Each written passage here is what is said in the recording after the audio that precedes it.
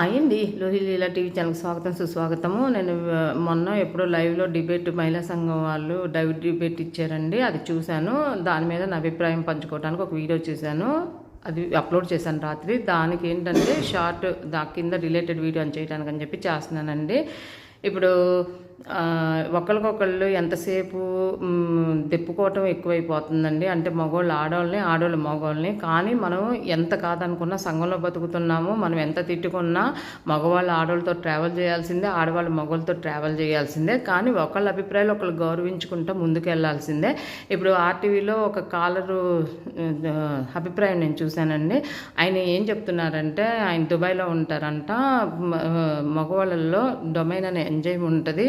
అది ఏదన్నా సరే సెమీన్యూడ్ ఫోటోలుగా ఏదన్నా చూస్తే ఇట్లా ఉత్తేజపరుస్తుంది. దానివల్ల అందరూ కూడా అర్థం చేసుకోవాలి కదా. ఇప్పుడు అట్లా సెమీన్యూడ్ ఫోటోలు అట్లా అన్నీ ఎక్కువైపోయినాయి. ఏదన్నా కానీ అట్లా అది మారాలి కదా అని చెప్పేది అన్నట్టుగా అంటున్నారండి. అది కూడా నిజమే కదండి. ఇప్పుడు నేను లైవ్ డిబేట్లో కూడా ఎవరో ఒక మేడం గారు మగోళ్ళు వీక్గా ఉంటున్నారంట, చూసుకోండి, మిమ్మల్ని మీరే రక్షించుకోండి అంటున్నారండి. మేడం, ఇది ఎవరు అవునన్నా కాదన్నా ఇది నగ్న సత్యం అండి.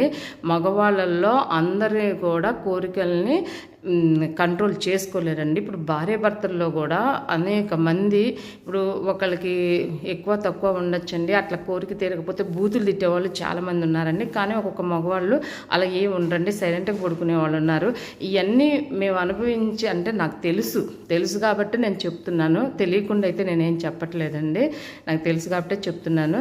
అదొకటి. సినిమాల్లో కూడా అశ్లీలత ఎక్కువైపోయింది బాగా. ఇప్పుడు కింద యూట్యూబ్లో వీడియోస్ పెడుతుంటే దాంట్లో కామెంట్స్ చదవండి, 90% మంది అమ్మ అట్లా వల్గర్గా చేయొద్దు, లేకపోతే అలాగే ఎక్కువ సెక్సీగా చేయొద్దు, నిండుగా కప్పుకోండి అమ్మ అనే పెడుతున్నారు. ఎవరో ఒక 10% మంది 5% మందో ఏదో ఒకటి ఒక లవ్ ఎమోజీ ఏదో ఒకటి పెడతారు. అంటే ఎక్కువ మద్దతు దేనికి ఉందండి?